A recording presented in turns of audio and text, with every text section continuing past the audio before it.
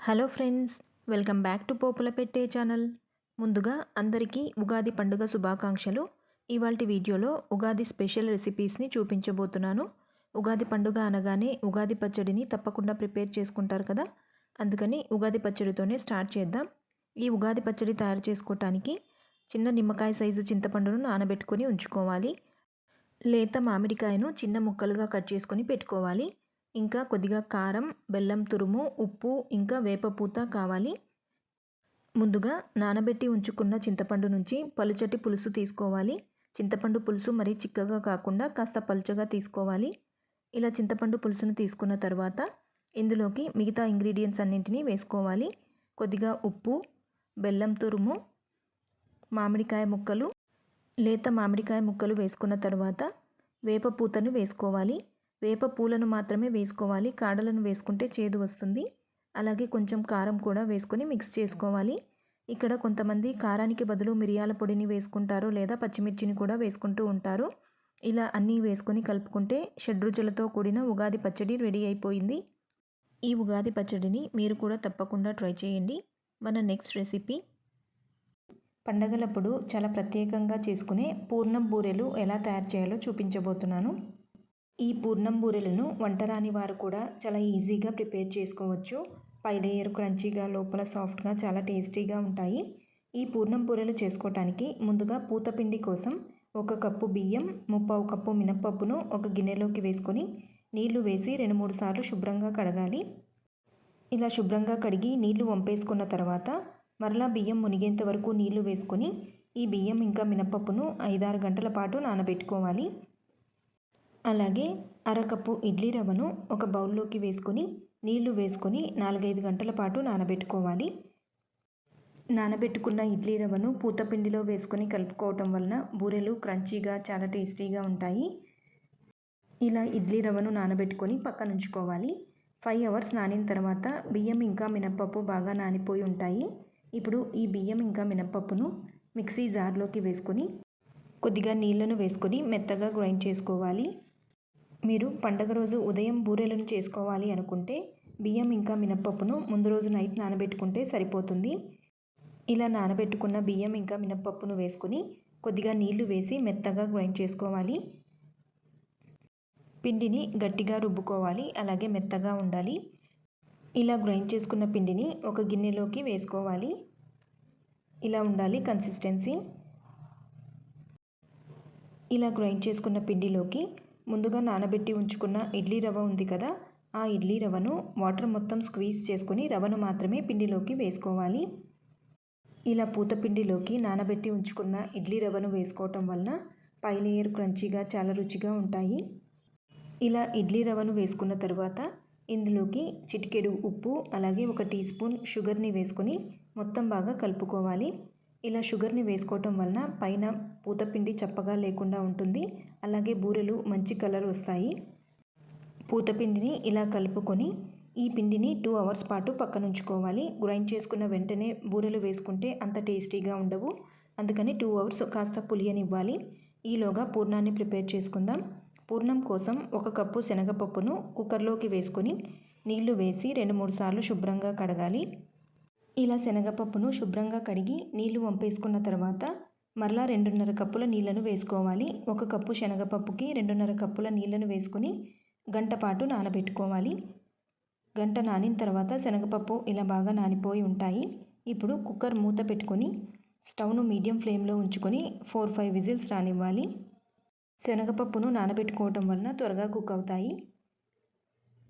5 whistles వచ్చి steam మొత్తం పోయాక శనగపప్పు ఇలా మెత్తగా ఉడికిపోయి ఉంటాయి. ఒకసారి చెక్ చేసుకుందాం.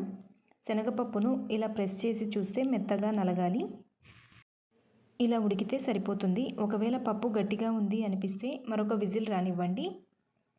ఈ శనగపప్పు బాగా ఉడికిపోయింది. ఇప్పుడు ఎక్స్ట్రా వాటర్ ఏదైనా ఉంటే ఇలా స్ట్రైనర్లో వేసుకొని వడగట్టుకోవాలి. స్ట్రైనర్లో వేసుకొని 10 నిమిషాల పాటు అలా వదిలేయాలి. ఎక్స్ట్రా వాటర్ మొత్తం ఫిల్టర్ అవుతాయి. ఇలా ఉడికించుకున్న శనగపప్పును మరలా కుక్కర్లోకి వేసుకొని మనం ఎంతైతే శనగపప్పును తీసుకున్నామో దానికి ఈక్వల్ క్వాంటిటీలో 1 కప్పు బెల్లం తురుమును వేసుకొని మరలా స్టవ్ను వెలిగించుకొని బెల్లం పూర్తిగా కరిగేంత వరకు స్టవ్ను మీడియం ఫ్లేమ్లో ఉంచుకొని ఇలా కలుపుకుంటూ ఉడికించుకోవాలి. ఇలా బెల్లాన్ని వేసుకొని మరలా ఉడికించుకోవటం వలన బెల్లం పాకంలాగా తయారయ్యి బూరెలు త్వరగా పాడవకుండా ఉంటాయి. ఇలా బెల్లం కాస్త కరిగిన తర్వాత ఇందులోకి 3 టీ స్పూన్స్ నెయ్యిని వేసుకొని కలుపుకోవాలి. నెయ్యి వేసుకోవటం వలన ఫ్లేవర్ ఇంకా టేస్ట్ చాలా బాగుంటుంది. ఇలా నెయ్యి వేసి కలుపుకున్న తర్వాత కొద్దిగా శొంఠి పొడిని కూడా వేసుకోవాలి. 1/2 టీ స్పూన్ శొంఠి పొడిని వేసుకొని మిక్స్ చేసుకోవాలి. మీకు శొంఠి ఫ్లేవర్ నచ్చకపోతే ఇలాచీ పౌడర్నైనా వేసుకోవచ్చు. అలాగే కొంతమంది సోంపును కూడా వేసుకుంటారు. బెల్లం ఇలా పూర్తిగా కరిగిన తర్వాత స్టవ్ ఆఫ్ చేసుకొని ఈ మిశ్రమాన్ని 15 మినిట్స్ పాటు కాస్త చల్లారనివ్వాలి. పూర్తిగా చల్లారకూడదు. కాస్త గోరువెచ్చగా ఉన్నప్పుడే మిక్సీ జార్లోకి వేసుకొని మెత్తగా గ్రైండ్ చేసుకోవాలి. 15 మినిట్స్ తర్వాత ఉడికించి పెట్టుకున్న శనగపప్పు ఇంకా బెల్లం మిశ్రమాన్ని ఇలా మిక్సీ జార్లోకి వేసుకొని మెత్తగా గ్రైండ్ చేసుకోవాలి. వాటర్ అస్సలు వేయకూడదు. వాటర్ వేయకుండా ఇలా పూర్ణాన్ని గట్టిగా రుబ్బుకోవాలి. అలాగే మెత్తగా ఉండాలి. ఇలా పూర్ణాన్ని మెత్తగా గ్రైండ్ చేసుకోవాలి. మీరు ఈ పూర్ణాన్ని శనగపప్పుతోనే కాకుండా కందిపప్పును ఉడికించుకొని కూడా చేసుకోవచ్చు. ఇలా పూర్ణాన్ని గ్రైండ్ చేసుకోవాలి. ఇలాగే శనగపప్పు మొత్తాన్ని పూర్ణంలాగా గ్రైండ్ చేసుకోవాలి. ఇలా గ్రైండ్ చేసుకున్న పూర్ణాన్ని చిన్న చిన్న ఉండలుగా చేసుకోవాలి. ఇలా ముందుగానే పూర్ణం మొత్తాన్ని చిన్న ఉండలుగా చేసి పెట్టుకుంటే బూరెలు చాలా త్వరగా వేసుకోవచ్చు. పైన ఇంకొక లేయర్ పూతపిండి కూడా వస్తుంది కాబట్టి ఇలా మీడియం సైజులో ఉండలుగా చేసుకుంటే సరిపోతుంది. బొబ్బట్లు చేయటం రాని వారు కూడా బూరెలను చాలా ఈజీగా ప్రిపేర్ చేసుకోవచ్చు. ఇలా పూర్ణాన్ని ఉండలుగా చేసుకొని పక్కనుంచుకోవాలి. ఇప్పుడు ముందుగా గ్రైండ్ చేసి పెట్టుకున్న బియ్యం ఇంకా మినపప్పును నానబెట్టి గ్రైండ్ చేసుకున్నాం కదా, ఆ పిండిలోకి చిటికెడు వంట సోడాని కూడా వేసుకొని కలుపుకోవాలి. ఇలా మిక్స్ చేసుకున్నాక ఈ పిండి కాస్త గట్టిగా ఉంది, అందుకని కొంచెం వాటర్ని యాడ్ చేస్తున్నాను. గ్రైండ్ చేసుకున్నాక పిండిని 2 అవర్స్ పక్కన పెట్టాం కదా, పిండి కాస్త పులిసింది. ఇప్పుడు స్టవ్ పైన డీప్ ఫ్రైకి సరిపడా ఆయిల్ని పెట్టుకొని వేడి చేసుకోవాలి. ముందుగా మనం చేసి పెట్టుకున్న పూర్ణం ఉండను ఇలా పిండిలోకి డిప్ చేసుకొని అన్ని వైపులా పిండితో కోట్ చేసుకొని ఇలా నిదానంగా వేడిగా ఉన్న ఆయిల్లోకి వేసుకోవాలి. పూర్ణం ఉండను ఇలా పూత పిండిలో డిప్ చేసుకొని ఇలా స్పూన్ తోటి వేసుకుంటే చాలా ఈజీగా వేసుకోవచ్చు. మీరు చేత్తో కావాలంటే కూడా వేసుకోవచ్చు. పూర్ణాలను వేసిన వెంటనే కదపకుండా ఒకవైపు కొద్దిగా కాలిన తర్వాత అన్ని వైపులా తిప్పుకుంటూ గోల్డెన్ కలర్ వచ్చేంత వరకు వేయించుకోవాలి. వీటినే పూర్ణం బూరెలు అని, పూర్ణాలు అని కూడా అంటారు. ఇలా మంచి గోల్డెన్ కలర్లోకి మారిన తర్వాత టిష్యూ నాప్కిన్ వేసుకున్న ప్లేట్లోకి తీసుకోవాలి. స్టవ్ను మీడియం ఫ్లేమ్లో ఉంచుకొని ఇలా గోల్డెన్ కలర్లోకి మారేంత వరకు ఫ్రై చేసుకోవాలి. ఇదే విధంగా మిగిలిన పూర్ణాలను కూడా వేయించుకుందాం. ఇలా మంచి గోల్డెన్ కలర్లోకి మారేంత వరకు వేయించి పక్కకు తీసుకోవాలి. అంతే, ఎంతో టేస్టీగా ఉండే పూర్ణం బూరెలు రెడీ అయిపోయాయి. వీటిని వేడిగా నెయ్యిలో డిప్ చేసుకొని తింటే పై లేయర్ క్రంచీగా, లోపల సాఫ్ట్గా, జ్యూసీగా చాలా బాగుంటాయి. ఒకసారి తప్పకుండా ట్రై చేసి చూడండి. మన next recipe traditional sweet recipe బొబ్బట్లు ఎలా తయారు చేయాలో చూపించబోతున్నాను. బొబ్బట్లు తయారు చేసుకోవటానికి ముందుగా పిండిని కలుపుకోవాలి. ఇక్కడ 1 కప్పు పేనీ రవ్వను తీసుకుంటున్నాను. ఇది సూజీ రవ్వ కాదండి, పేనీ రవ్వ. 1 కప్పు పేనీ రవ్వ తీసుకుంటే 1/2 కప్పు మైదా పిండిని వేసుకోవాలి. ఈ పేనీ రవ్వనే భక్షాల రవ్వ అని కూడా అంటారు. అన్ని సూపర్ మార్కెట్స్లో దొరుకుతుంది. ఇలా పేనీ రవ్వ ఇంకా 1/2 కప్పు మైదా వేసుకున్న తర్వాత చిటికెడు ఉప్పు, చిటికెడు పసుపు వేసుకొని మొత్తం బాగా మిక్స్ చేసుకోవాలి. ఈ పేనీ రవ్వ వద్దు అనుకుంటే గోధుమ పిండి ఇంకా మైదా పిండి ఈక్వల్గా తీసుకొని పిండి కలుపుకొని కూడా బొబ్బట్లను చేసుకోవచ్చు. ఇలా ఉప్పు, పసుపు వేసి కలుపుకున్న తర్వాత కొద్దిగా నీళ్ళను వేసుకుంటూ సాఫ్ట్ పిండి ముద్దలాగా కలుపుకోవాలి. ఇలా చాలా సాఫ్ట్గా ఉండాలి. ఒట్టి గోధుమ పిండితో కూడా బొబ్బట్లను చేసుకోవచ్చు. గోధుమ పిండితో బొబ్బట్లు ఎలా తయారు చేయాలో ఆల్రెడీ మన ఛానల్లో వీడియో ఉంది. లింక్ డిస్క్రిప్షన్ బాక్స్లో ఉంది. కావాలనుకున్న వాళ్ళు చెక్ చేయండి. పిండిని ఇలా సాఫ్ట్గా కలుపుకున్న తర్వాత పైనుండి 1/2 కప్పు నూనెను వేసుకొని మొత్తం బాగా మిక్స్ చేసుకోవాలి. చూడండి, పిండి ఇలా బాగా సాఫ్ట్గా ఉండాలి. పిండిని ఇలా కలుపుకున్న తర్వాత పైనుండి ఇంకాస్త నూనెను వేసుకొని మొత్తం ఒకసారి బాగా కలుపుకొని ఈ పిండిని 2 అవర్స్ నాననివ్వాలి. చూడండి, పిండి ఇలా సాఫ్ట్గా ఉండాలి. పిండి నానిన తర్వాత ఇంకా సాఫ్ట్గా అవుతుంది. ఈ పిండి ఎంత బాగా నానితే బొబ్బట్లు అంత బాగా వస్తాయి. ఈ పిండి నానే లోపల పూర్ణాన్ని ప్రిపేర్ చేసుకుందాం. పూర్ణం కోసం 1.5 కప్పుల కందిపప్పును ఒక బౌల్లోకి వేసుకొని నీళ్లు వేసి 2-3 సార్లు శుభ్రంగా కడగాలి. పూర్ణాన్ని కందిపప్పుతోనే కాకుండా శనగపప్పుతో కూడా చేసుకోవచ్చు. ఇలా శుభ్రంగా కడిగిన తర్వాత మరలా నీళ్లు వేసుకొని ఈ పప్పును 15-20 నిమిషాల పాటు నాననివ్వాలి. ఇప్పుడు స్టవ్ పైన ఒక గిన్నె పెట్టుకొని అందులోకి నీళ్లు వేసుకొని ఈ నీళ్లను మరిగించుకోవాలి. వాటర్ ఇలా బాయిల్ అవుతూ ఉన్నప్పుడు నానబెట్టి ఉంచుకున్న కందిపప్పును వేసుకోవాలి. నీళ్లు ఇలా మరిగిన తర్వాతనే నానబెట్టి ఉంచుకున్న కందిపప్పును వేసుకొని ఉడికించుకోవాలి. మధ్య మధ్యలో కలుపుకుంటూ ఈ కందిపప్పును మెత్తగా ఉడికించుకోవాలి. కందిపప్పు ఉడకడం స్టార్ట్ అయిన తర్వాత పైన ఇలా నురగలాగా వస్తుంది. ఈ నురగను మొత్తం తీసేయాలి. ఇలా మధ్య మధ్యలో కలుపుకుంటూ మెత్తగా ఉడికించుకోవాలి. ఇదే ప్రాసెస్లో మీరు శనగపప్పును ఉడికించుకొని కూడా ప్రిపేర్ చేసుకోవచ్చు. ఇంకాస్త గట్టిగా ఉంది. మరొక 2 మినిట్స్ ఉడికించుకుందాం. ఉడుకుతూ ఉన్నప్పుడు కందిపప్పును మధ్య మధ్యలో చెక్ చేసుకుంటూ ఉండాలి. ఇలా పప్పును ప్రెస్ చేసి చూస్తే మెత్తగా నలగాలి. ఇలా ఉడికిన తర్వాత స్టవ్ ఆఫ్ చేసుకొని ఎక్స్ట్రా ఉన్న వాటర్ని మొత్తం ఇలా ఒక ప్లేట్ని అడ్డు పెట్టుకొని వడగట్టుకోవాలి.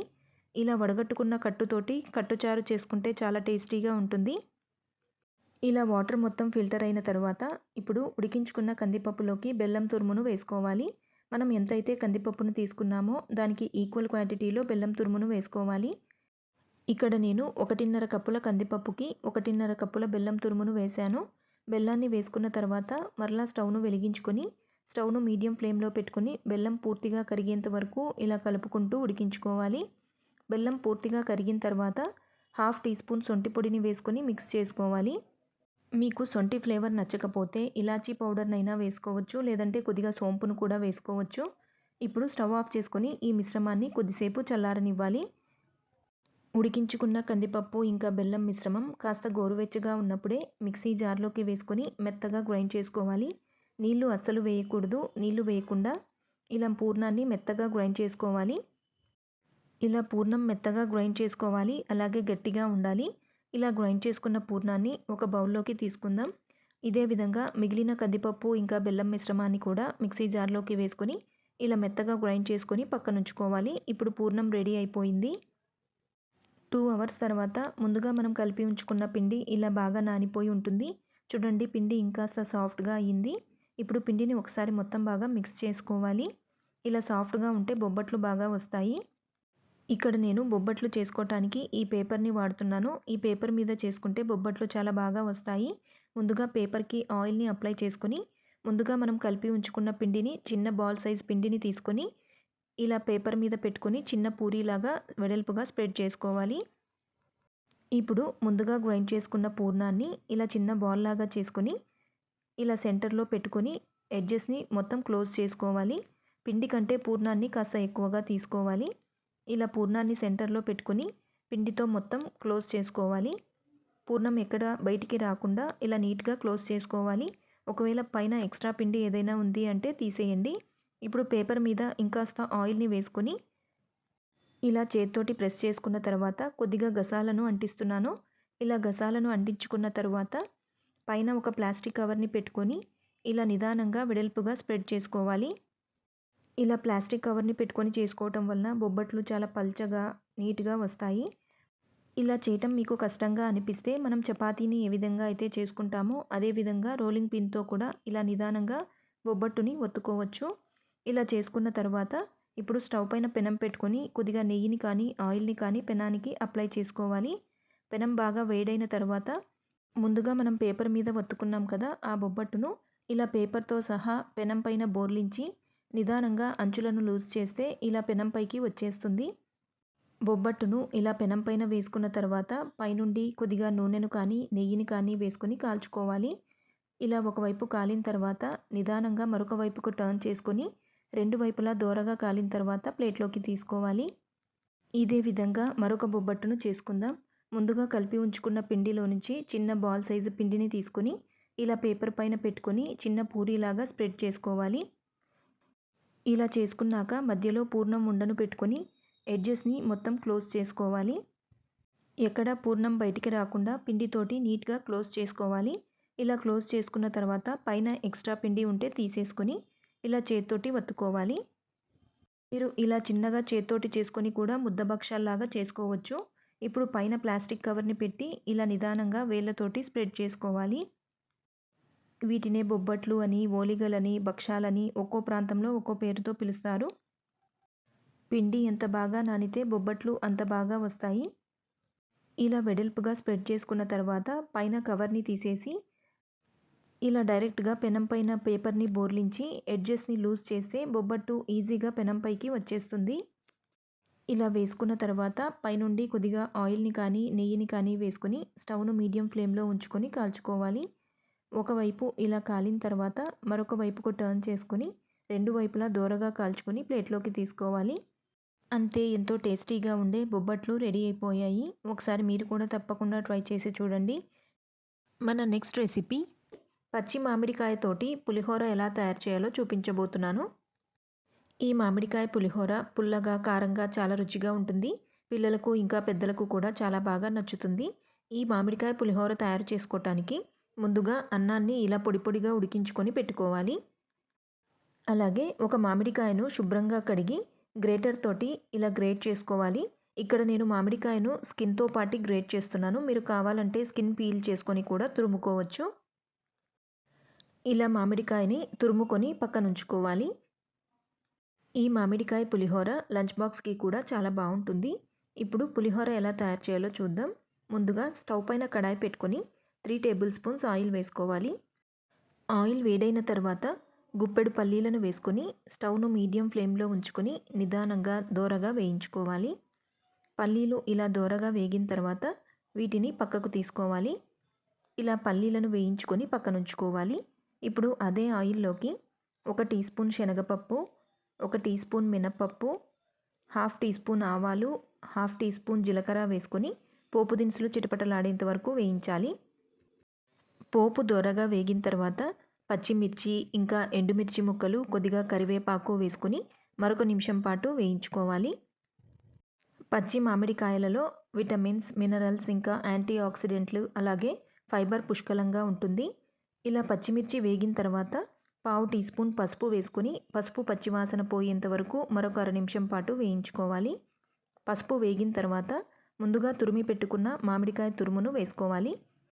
మామిడికాయ తురుమును వేసుకున్న తర్వాత కొద్దిగా కొత్తిమీరను కూడా వేసుకుని స్టవ్ను మీడియం ఫ్లేమ్లో పెట్టుకొని మామిడికాయలోని పచ్చిదనం పోయి ముద్దలా అయ్యేంత వరకు ఇలా మధ్య మధ్యలో కలుపుకుంటూ వేయించుకోవాలి.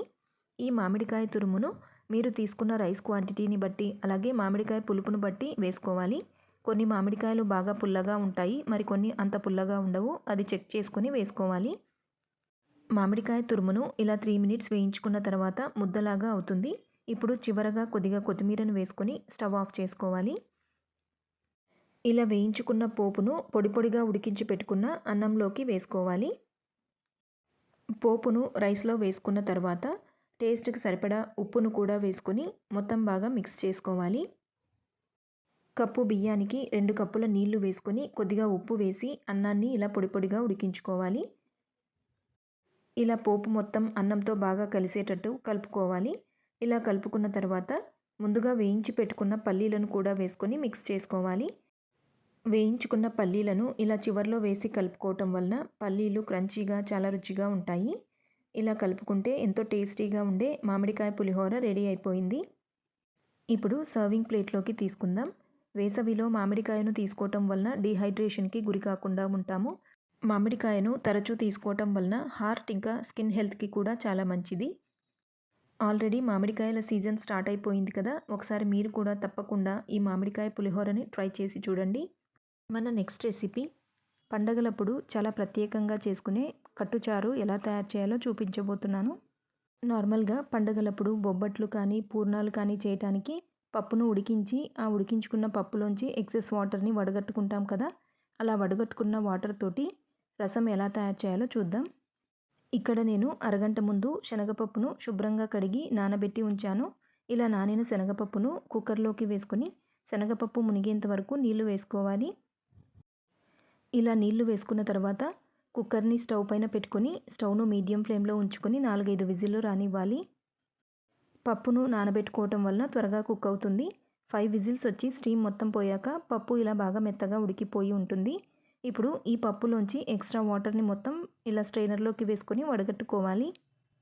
ఇలా ఉడికించుకున్న శనగపప్పులోకి బెల్లాన్ని వేసుకొని మెత్తగా గ్రైండ్ చేసుకుంటే పూర్ణం రెడీ అవుతుంది. ఆ పూర్ణంతో పూర్ణాలు కానీ బొబ్బట్లు కానీ చేసుకోవచ్చు. ఇలా ఫిల్టర్ చేసుకున్న నీళ్లను కట్టు అని అంటారు. ఇప్పుడు ఈ కట్టుతోటి రసం ఎలా తయారు చేయాలో చూద్దాం. ఈ కట్టుచారుని శనగపప్పుతోనే కాకుండా కందిపప్పుతో కూడా చేసుకోవచ్చు. ఇప్పుడు ఈ కట్టులోకి కొద్దిగా పసుపు, రుచికి సరిపడా ఉప్పు, ఇంకా పావు టీ స్పూన్ కారం వేసుకొని కలుపుకోవాలి. ఇలా ఉప్పు, కారం వేసి కలుపుకున్నాక కొద్దిగా చింతపండు రసాన్ని వేసుకోవాలి. చిన్న నిమ్మకాయ సైజ్ అంత చింతపండును నానబెట్టుకొని పులుసు తీసుకొని వేసుకోవాలి. అలాగే పులుపుకు తగ్గట్టు వాటర్ని కూడా వేసుకోవాలి. ఇలా నీళ్ళను కూడా వేసుకొని కలుపుకున్నాక చిన్నగా కట్ చేసి పెట్టుకున్న టొమాటో ముక్కలు, కొద్దిగా కొత్తిమీర, ఇంకా కరివేపాకును ఇలా చేత్తోటి తుంచి వేసుకోండి. ఫ్లేవర్ చాలా బాగుంటుంది. ఇలా కొత్తిమీర ఇంకా కరివేపాకు వేసి కలుపుకున్న తర్వాత ఇందులోకి కొంచెం పూర్ణాన్ని వేసుకోవాలి. మనం శనగపప్పును ఉడికించాం కదా, ఆ ఉడికించిన శనగపప్పులోకి బెల్లాన్ని వేసుకొని గ్రైండ్ చేసుకోవాలి. అలా గ్రైండ్ చేసుకున్న పూర్ణాన్ని వేసుకోవాలి. ఈ పూర్ణం వేయటం వలన రసం చిక్కగా అవుతుంది. అలాగే పులుపును కూడా బ్యాలెన్స్ చేస్తుంది. ఇలా అన్ని ఇంగ్రీడియంట్స్ని వేసుకొని కలుపుకున్న తర్వాత గిన్నెను స్టవ్ పైన పెట్టుకొని స్టవ్ను మీడియం ఫ్లేమ్లో ఉంచుకొని మూత పెట్టి 5 నిమిషాలు మరిగించుకోవాలి. రసం ఇలా 5 నిమిషాలు ఉడికిన తర్వాత ఒకసారి పులుపు ఇంకా ఉప్పును చెక్ చేసుకుందాం. ఇలా చెక్ చేసుకుంటే ఏవైనా తక్కువైతే కలుపుకోవచ్చు. ఇక్కడ పులుపు కాస్త ఎక్కువైంది, అందుకని కొంచెం వాటర్ని యాడ్ చేస్తున్నాను. ఈ కట్టుచారుని పండగలప్పుడు చాలా ప్రత్యేకంగా చేస్తూ ఉంటారు. రసం ఇలా మరుగుతూ ఉన్నప్పుడు 1 టేబుల్ స్పూన్ రసం పౌడర్ని వేసుకోవాలి. మీరు ఇంట్లో చేసుకున్న రసం పౌడర్ అయినా వేసుకోవచ్చు, లేదంటే మార్కెట్లో దొరికే రసం పౌడర్నైనా వేసుకోవచ్చు. ఇలా రసం పౌడర్ని వేసుకున్నాక మరొక 2 నిమిషాల పాటు మరిగించుకోవాలి. రసం ఇలా బాగా ఉడికి టొమాటోలు సాఫ్ట్ అయ్యాక చివరగా కొద్దిగా కొత్తిమీరను వేసుకొని స్టవ్ ఆఫ్ చేసుకోవాలి. ఇప్పుడు ఈ రసానికి పోపును పెట్టుకుందాం. స్టవ్ పైన పోపు గరిటె పెట్టుకొని 2 టీ స్పూన్స్ ఆయిల్ వేసుకోవాలి. ఆయిల్ వేడయ్యాక వెల్లుల్లిని ఇలా చిన్న ముక్కలుగా కట్ చేసుకొని వేసుకోవాలి. అలాగే కొద్దిగా ఆవాలు ఇంకా జీలకర్ర వేసుకొని పోపు దినుసులు చిటపటలాడేంత వరకు వేయించాలి. పోపు దినుసులు వేగిన తర్వాత ఎండుమిర్చి, కరివేపాకు ఇంకా కొద్దిగా ఇంగువని వేసుకొని వెల్లుల్లి గోల్డెన్ కలర్లోకి మారేంత వరకు వేయించుకోవాలి. ఇలా పోపు దోరగా వేగిన తర్వాత స్టవ్ ఆఫ్ చేసుకొని ఈ పోపు మిశ్రమాన్ని ముందుగా ఉడికించి పెట్టుకున్న రసంలోకి వేసుకోవాలి. ఇలా పోపుని రసంలోకి వేసుకున్న వెంటనే మూత పెట్టుకొని 10 నిమిషాలు వదిలేయాలి. 10 నిమిషాల తర్వాత పోపు మొత్తాన్ని ఒకసారి మొత్తం బాగా మిక్స్ చేసుకోవాలి. అంతే, ఎంతో టేస్టీగా ఉండే వేడివేడి కట్టుచారు రెడీ అయిపోయింది. ఇప్పుడు సర్వింగ్ బౌల్లోకి తీసుకుందాం. ఈ కట్టుచారులోకి కొందరు ఉల్లిపాయ ముక్కలను కూడా వేసుకుంటారు. మీకు నచ్చితే ఉల్లిపాయ ముక్కలను కూడా వేసుకోవచ్చు. ఈ కట్టుచారు పుల్లగా, కారంగా, కాస్త తీయగా చాలా రుచిగా ఉంటుంది. ఈ కట్టుచారుని వేడివేడి అన్నంలోకి వేసుకొని తింటే చాలా టేస్టీగా ఉంటుంది. చేయటం చాలా ఈజీ కదా. ఒకసారి మీరు కూడా తప్పకుండా ఈ కట్టుచారుని ట్రై చేసి మీకు ఎలా కుదిరిందో కామెంట్ సెక్షన్లో చెప్పండి. ఈ వీడియో మీకు నచ్చిందని అనుకుంటున్నాను. ఈ వీడియో మీకు నచ్చినట్లయితే లైక్ చేయండి, షేర్ చేయండి. మరిన్ని లేటెస్ట్ అప్డేట్స్ కోసం పోపుల పెట్టే ఛానల్ని సబ్స్క్రైబ్ చేసుకుని పక్కనే ఉన్న బెల్ ఐకాన్ని యాక్టివేట్ చేసుకోండి. మన నెక్స్ట్ రెసిపీ మినపగారెలు ఎలా తయారు చేయాలో చూపించబోతున్నాను. ఈ మినపగారెలు బ్రేక్ఫాస్ట్గా లేదా స్నాక్స్లా తినడానికి కూడా చాలా బాగుంటాయి. ఈ మినపగారెలు తయారు చేసుకోవటానికి ముందుగా మినపప్పును నానబెట్టుకోవాలి. ఇక్కడ నేను 1 కప్పు మినపగుళ్ళను తీసుకుంటే 2 టేబుల్ స్పూన్స్ బియ్యాన్ని వేస్తున్నాను. బియ్యం వేయటం వలన వడలు క్రంచీగా ఉంటాయి. మినపప్పును నీళ్లు వేసుకొని 2-3 సార్లు శుభ్రంగా కడిగిన తర్వాత మరలా మినపప్పు మునిగేంత వరకు నీళ్లు వేసుకొని ఈ మినపగుళ్ళను 4-5 గంటల పాటు నానబెట్టుకోవాలి. 5 అవర్స్ నానిన తర్వాత మినపగుళ్ళు ఇలా బాగా నానిపోయి ఉంటాయి. మీరు మినపగారెలను ఉదయం బ్రేక్ఫాస్ట్గా చేసుకోవాలి అనుకుంటే మినపప్పును ముందు రోజు నైట్ నానబెట్టుకుంటే సరిపోతుంది. లేదా ఈవినింగ్ స్నాక్స్లా చేసుకోవాలి అనుకుంటే ఉదయం నానబెట్టుకోవాలి. ఇలా బాగా నానిన మినపప్పును మిక్సీ జార్లోకి వేసుకున్న తర్వాత రుచికి సరిపడా ఉప్పు, అల్లం ముక్కలు ఇంకా కారానికి సరిపడా పచ్చిమిర్చిని ఇలా చిన్న ముక్కలుగా కట్ చేసుకొని వేసుకోవాలి. అల్లాన్ని ఇలా గ్రైండ్ చేసి వేసుకోవటం వలన గారెలు అల్లం ఫ్లేవర్తో చాలా రుచిగా ఉంటాయి. ఇలా ఉప్పు, పచ్చిమిర్చి ఇంకా అల్లం ముక్కలు వేసుకున్న తర్వాత కొద్దిగా నీళ్లను వేసుకొని మెత్తగా గ్రైండ్ చేసుకోవాలి. నీళ్లను కొద్దిగానే వేసుకోవాలి. నీళ్లను ఎక్కువగా వేసుకుంటే పిండి జారుగా అయిపోయి వడ షేప్ సరిగా రాదు. నీళ్లను కొద్దిగానే వేసుకొని ఇలా పిండిని మెత్తగా గ్రైండ్ చేసుకోవాలి. అలాగే గట్టిగా ఉండాలి. ఇలా గ్రైండ్ చేసుకున్న పిండిని ఒక బౌల్లోకి తీసుకోవాలి. ఇలా మెత్తగా గ్రైండ్ చేసుకున్న పిండిలోకి కొద్దిగా వంట సోడాని వేసుకోవాలి. వంట సోడాని చిటికెడు మాత్రమే వేసుకోవాలి. వంట సోడాని ఎక్కువగా వేసుకుంటే గారెలు ఆయిల్ ఎక్కువగా పీలుస్తాయి. ఇలా వంట సోడాని వేసుకున్న తర్వాత పిండిని చేత్తోటి ఇలా 4-5 నిమిషాల పాటు బాగా బీట్ చేసుకోవాలి. ఇలా చేయటం వలన పిండిలోకి గాలి చేరి వడలు ఫ్లఫీగా వస్తాయి. పిండిని ఇలా బాగా బీట్ చేసుకున్న తర్వాత స్టవ్ పైన డీప్ ఫ్రైకి సరిపడా ఆయిల్ పెట్టుకొని వేడి చేసుకోవాలి. ఇప్పుడు గారెలను వేసుకుందాం. అరచేతికి వాటర్ని అప్లై చేసుకొని మనం గ్రైండ్ చేసుకున్న పిండిని చిన్న బాల్ సైజ్ ముద్దను తీసుకొని ఇలా వడ షేప్లో చేసుకోవాలి. ఇలా వడ షేప్లో చేసుకున్న తర్వాత నిదానంగా వేడిగా ఉన్న ఆయిల్లోకి వేసుకోవాలి. ఇలా మీకు అరచేతి మీద చేయటం కష్టంగా అనిపిస్తే అరిటాకు మీద కానీ లేదా ప్లాస్టిక్ కవర్ మీద కూడా చేసుకోవచ్చు. మీరు గారెలను బ్రేక్ఫాస్ట్గా చేసుకునేటట్టయితే గారెల పిండిలోకి చిన్నగా కట్ చేసుకున్న ఉల్లిపాయ ముక్కలు, కొత్తిమీర, కరివేపాకును వేసుకుంటే టేస్ట్ ఇంకా బాగుంటాయి. గారెలను ఆయిల్లోకి వేసిన వెంటనే కదపకుండా ఒకవైపు కొద్దిగా కాలిన తర్వాత అన్ని వైపులా తిప్పుకుంటూ స్టవ్ను మీడియం ఫ్లేమ్లో పెట్టుకుని మంచి గోల్డెన్ కలర్లోకి మారేంత వరకు వేయించుకోవాలి. వడలు ఇలా మంచి కలర్లోకి మారిన తర్వాత ఒక ప్లేట్లోకి తీసుకోవాలి. ఈ మినపగారెలు అల్లం ఫ్లేవర్తో చాలా టేస్టీగా ఉంటాయి. ఈ మినపగారెలను దేవుడికి నైవేద్యంగా కూడా పెట్టుకోవచ్చు. ఇదే విధంగా మిగిలిన పిండిని కూడా గారెల్లాగా వేసుకుందాం. ఈ మినపగారెలు పై లేయర్ క్రంచీగా, లోపల సాఫ్ట్గా చాలా రుచిగా ఉంటాయి. చేయటం చాలా ఈజీ కదా, ఒకసారి తప్పకుండా ట్రై చేయండి. ఈ వీడియో మీకు నచ్చినట్లయితే లైక్ చేయండి, షేర్ చేయండి. మరిన్ని లేటెస్ట్ అప్డేట్స్ కోసం పోపుల పెట్టే ఛానల్ని సబ్స్క్రైబ్ చేసుకుని పక్కనే ఉన్న బెల్ ఐకాన్ని యాక్టివేట్ చేసుకోండి. Thank you for watching. Please subscribe Popula Pette channel.